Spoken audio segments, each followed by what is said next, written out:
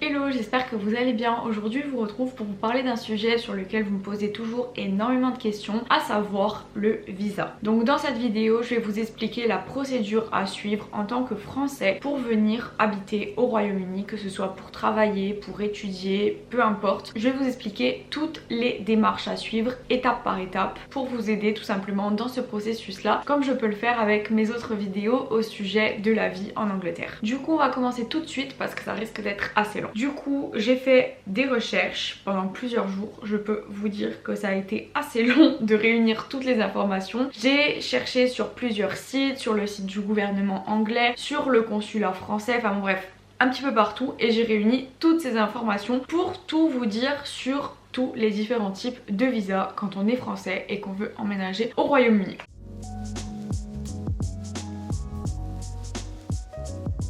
Pour commencer, d'abord je vais vous faire un petit récapitulatif de l'état des choses. Donc comme vous le savez sûrement, depuis 2020 le Royaume-Uni a quitté l'Union Européenne. Le 23 juin 2016, lors d'un référendum britannique, 51% des électeurs votent pour un retrait de leur pays de l'Union Européenne. Et donc suite à ça et après beaucoup de drama, je peux vous dire que ça a été toute une histoire. J'étais là pendant cette période là, c'est quand je faisais mes études et on en entendait parler tous les jours dans tous les journaux. Enfin bref. Du coup après ça, le 31 janvier 2020 a lieu le retrait officiel du Royaume-Uni de l'Union Européenne.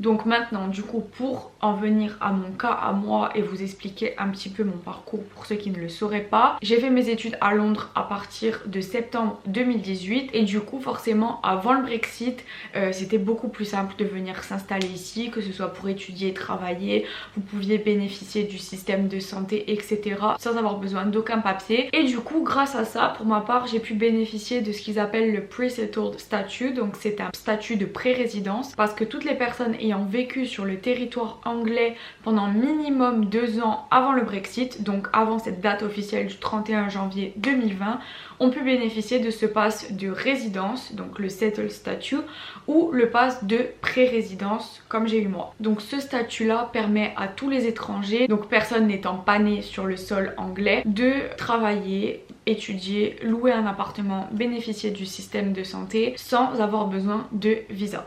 Qui est vraiment l'embellie parce que ça évite tout un tas de paperasse et c'est beaucoup plus simple tout simplement, donc voilà.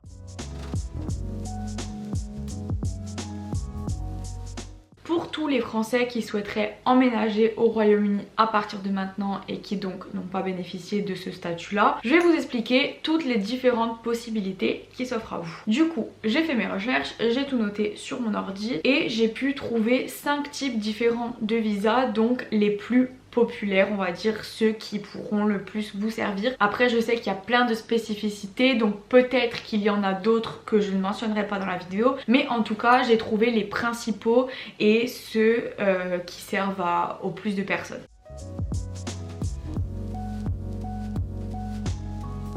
On va commencer par le numéro 1, c'est-à-dire le visa de travail. Donc pour le visa de travail, j'ai trouvé 4 types différents. Le premier étant le visa de travailleur qualifié, qui est donc le plus répandu au Royaume-Uni pour les étrangers qui veulent emménager ici. Désolée si vous me voyez regarder vers le bas, c'est parce que j'ai l'ordi et j'ai besoin de lire certaines informations parce que c'est très spécifique et j'ai pas envie de vous dire de bêtises. Donc pour obtenir ce visa là, tout d'abord vous devez avoir une offre confirmé par un employeur agréé par le ministère de l'Intérieur qui vous fournira un certificat de parrainage. C'est-à-dire que pas tous les employeurs sont agréés par le ministère de l'Intérieur et donc pas tous les employeurs peuvent vous faire bénéficier de ce visa de travail. Donc avant de postuler pour un emploi, il faut que vous posiez la question, est-ce qu'ils sont en capacité de vous parrainer pour vous faire bénéficier du visa. Deuxième étape très importante, vous devrez démontrer que vous avez un assez bon niveau d'anglais, sinon ça peut pas fonctionner. Et après ça, vous devez aussi être en mesure de fournir à l'avance pendant votre demande de visa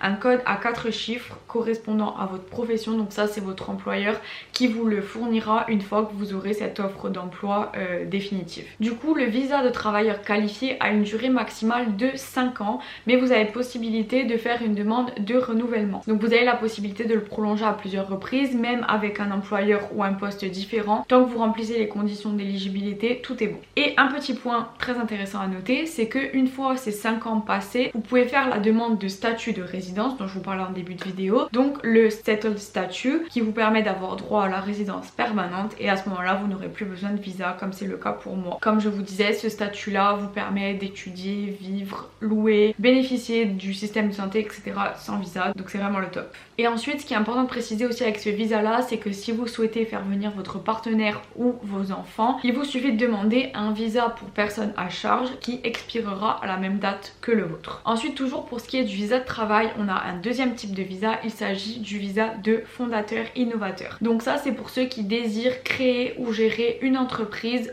au Royaume-Uni, et pour ça il vous faudra avoir obtenu préalablement l'approbation d'un organisme agréé, et vous devrez démontrer que votre entreprise est innovante et qu'elle présente un potentiel de croissance et qu'elle est évolutive. Du coup ce visa là vous autorise à séjourner pendant 3 ans au Royaume-Uni, en sachant que vous avez la possibilité de demander une prolongation. Pour ce visa là votre maîtrise de l'anglais sera évaluée également, mais ça c'est un peu le cas pour tous les visas, parce que forcément un étranger qui vient au Royaume-Uni doit prouver qu'il a un assez bon niveau dans la langue maternelle du pays. Et il faut savoir également, petit point très important, c'est qu'avec ce genre de visa là, vous n'êtes généralement pas éligible à la plupart des prestations sociales ni la pension de l'État. Ensuite, troisième type de visa, c'est le visa de travailleur senior ou spécialisé qu'ils appellent Global Business Mobility. Vous pouvez faire la demande pour ce visa là si votre employeur vous propose un poste dans sa succursale britannique. Donc c'est à dire que vous travaillez pour une entreprise en France et ils ont une succursale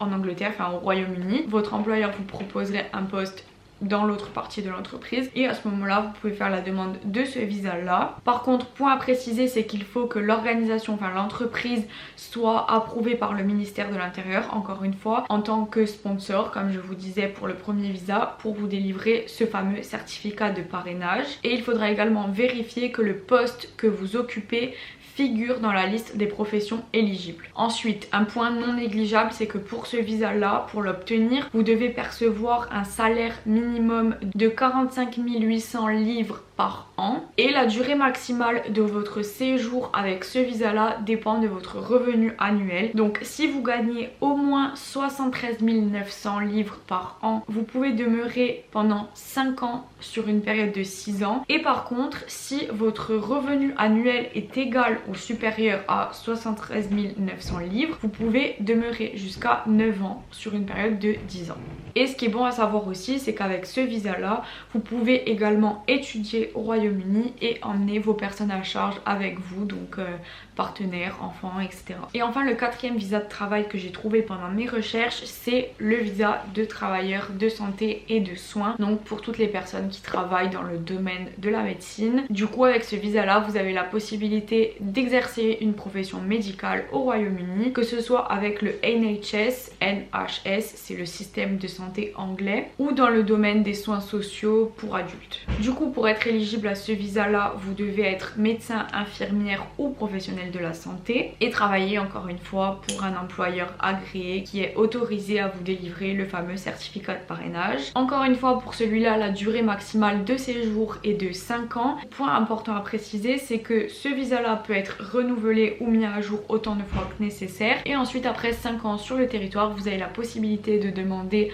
le statut de résidence, encore une fois parfait. Et pareil que pour le précédent, avec ce visa là, vous avez le droit d'emmener les personnes que vous avez à charge, et vous pouvez également faire du bénévolat. Du coup, c'est tout ce que j'ai trouvé pour les visas de travail. Maintenant, on peut passer au numéro 2, le visa étudiant.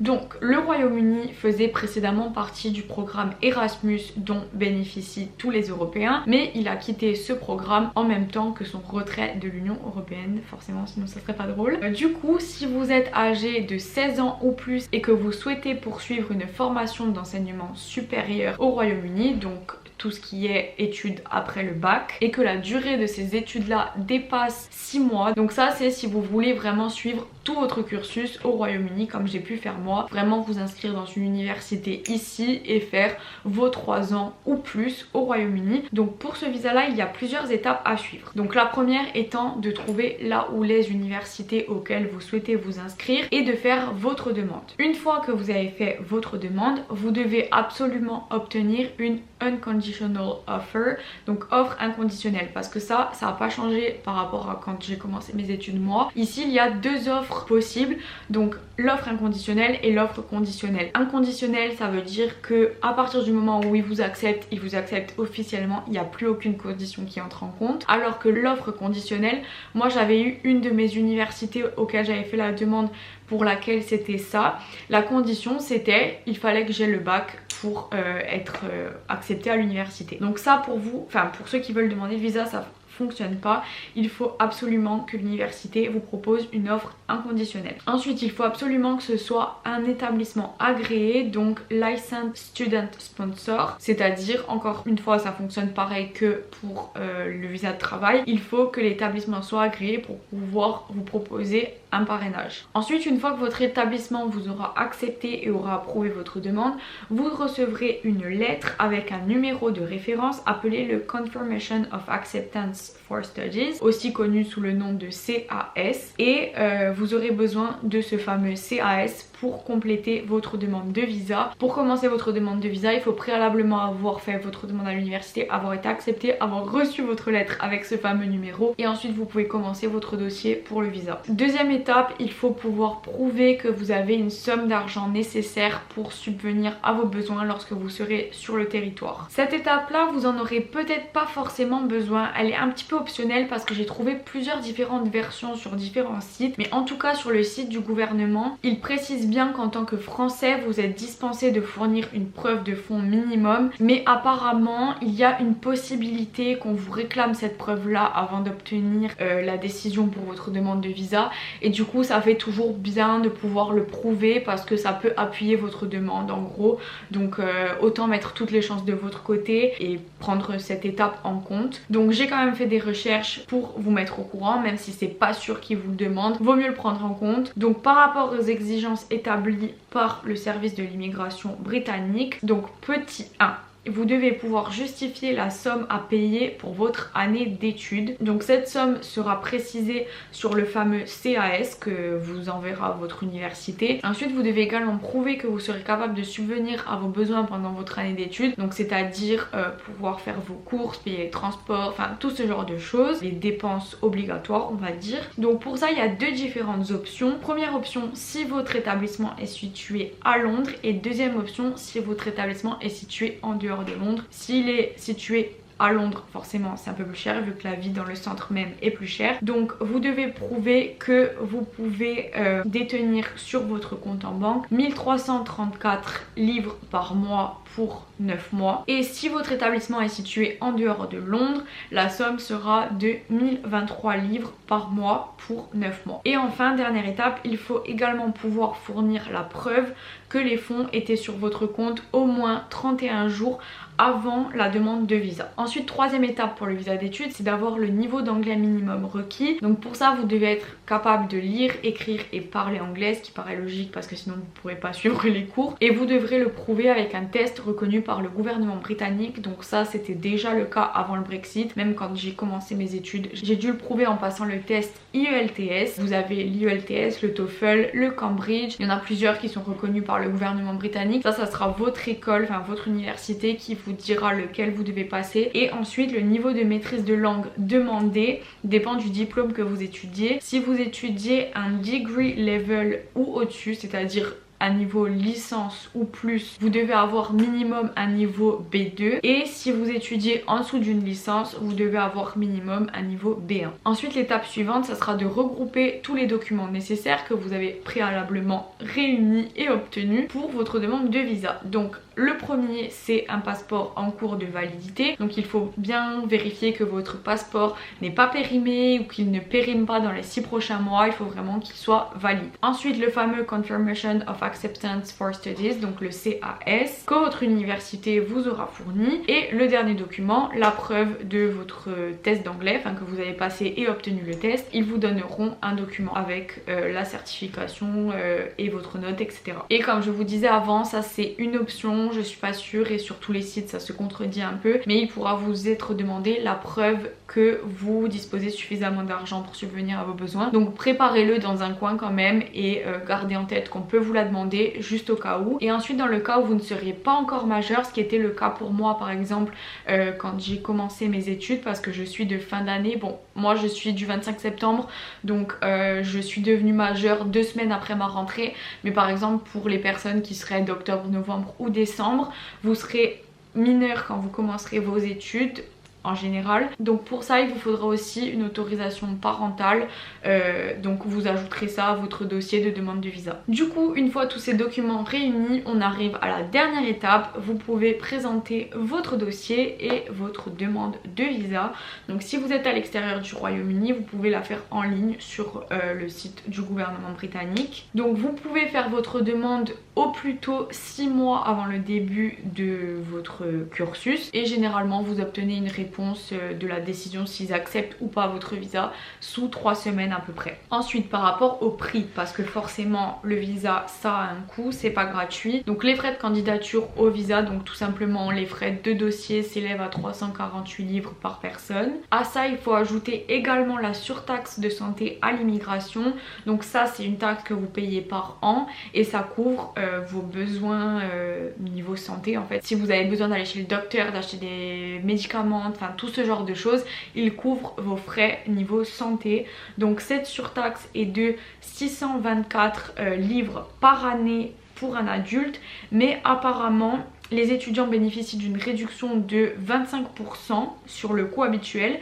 Du coup ça l'a fait tomber à 470 livres par an au lieu de 624, donc en plus des 348 à la base pour payer les frais de dossier. Et j'ai trouvé aussi un site qui disait que si vous avez une carte européenne d'assurance maladie, vous pouvez demander un remboursement sur cette surtaxe là de santé à l'immigration, et du coup peut-être qu'ils vous remboursent ces frais là. Il faut voir avec votre assurance et enfin faire la demande tout simplement sur votre assurance française du coup. Ensuite, ce que vous pouvez faire avec un visa étudiant niveau travail, parce que je sais qu'il y a des personnes qui veulent travailler en plus de leurs études pour pouvoir financer leur vie en Angleterre tout simplement. Des informations que j'ai trouvées, en règle générale vous êtes autorisé jusqu'à 20 heures par semaine maximum pendant les périodes scolaires. Donc je pense que pendant les vacances scolaires ça peut augmenter, mais en tout cas pendant les cours vous êtes autorisé à 20 heures maximum. Et bien entendu, avant d'envisager de chercher du travail, vérifiez votre visa, votre permis de séjour et renseignez-vous auprès de votre université pour consulter les règles, etc. et être sûr de ne pas vous faire virer du pays tout simplement, ce serait dommage. Mais généralement vous pouvez travailler à temps partiel, et j'ai trouvé un site que vous pouvez consulter pour en savoir plus sur le nombre d'heures, le type de travail, etc. que vous pouvez effectuer. Je vous mettrai le lien dans la barre d'infos.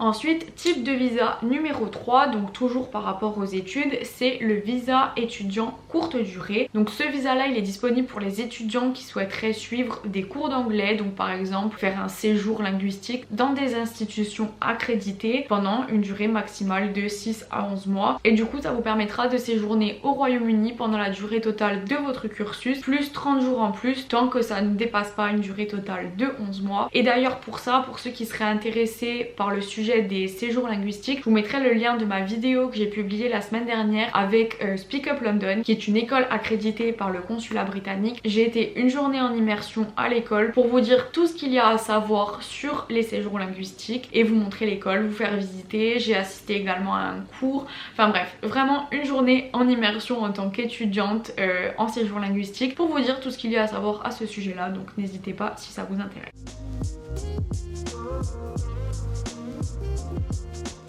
Ensuite, le quatrième visa disponible, c'est le visa de stage. Donc pour les personnes qui feraient des études en France et qui voudraient faire un stage au Royaume-Uni, c'est possible. Donc vous avez le visa de travailleur temporaire. Donc ce visa là, il coûte 259 livres. Et encore une fois, vous avez la fameuse surtaxe de santé à l'immigration qui coûte 624 livres. Par contre, cette fois-ci, vous n'avez pas droit aux 25% que peuvent avoir les étudiants. Vous devrez payer les 624 livres dans leur totalité. Mais petit point que j'ai trouvé pendant mes recherches, c'est que certaines entreprises acceptent de prendre en charge ces frais là et de vous les rembourser. Donc n'hésitez pas à vous renseigner, à faire la demande à l'entreprise qui acceptera de vous parrainer et de vous prendre en stage, parce qu'il est possible qu'ils les payent pour vous. Pour ce visa là, vous devrez faire la demande minimum 3 mois avant le début de votre stage et vous aurez une réponse sous 3 semaines en moyenne comme pour la plupart des visas. La démarche n'est pas très compliquée, il vous suffit d'obtenir un certificat de sponsorship donc de cette fameuse entreprise. Du coup ça sera votre entreprise d'accueil qui vous fournira un code que vous devrez donner pendant votre demande de stage, enfin quand vous donnez votre dossier. Ensuite il faudra prouver que vous avez minimum 1270 livres sur votre compte et un passeport en cours de validité. Donc comme je vous disais avant, il ne faut pas que votre passeport soit périmé ou qu'il périme bientôt. Et enfin, une fois que vous avez regroupé tous ces documents là, vous devez vous rendre en ligne sur le site du gouvernement anglais pour faire votre demande de visa.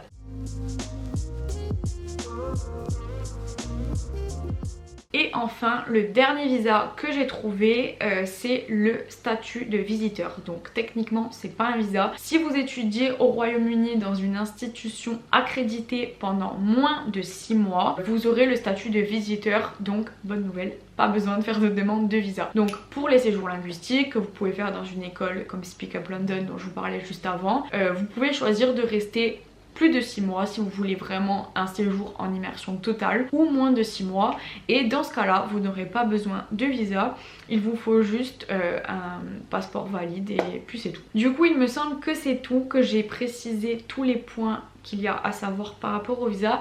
J'ai trouvé aussi un truc assez intéressant, c'est que les consulats britanniques en France organisent des séances d'information. Donc vous pouvez vous rendre dans le consulat britannique de votre ville et ils parlent durant ces séances là de tout ce qu'il y a à savoir sur le visa. Donc ça vous permettra de poser des questions vraiment en direct à des professionnels qui sont spécialisés là-dedans. Et je vous mettrai du coup le lien de la page que j'ai trouvée sur laquelle vous pouvez trouver le consulat britannique qui est relié à votre ville et également les dates auxquelles ils organisent ce genre de séances informatives. Et du coup c'est tout ce que j'avais à vous dire aujourd'hui par rapport au visa. En tout cas j'espère vraiment que j'aurais pu vous aider, et quoi qu'il en soit, si vous voulez encore plus d'informations, n'hésitez pas à aller sur le site du gouvernement britannique ou sur le consulat français au Royaume-Uni pour avoir encore plus d'informations. Mais en tout cas voilà. Et du coup voilà, c'est tout pour aujourd'hui. Je vous retrouve dimanche prochain à 14 h. Bisous.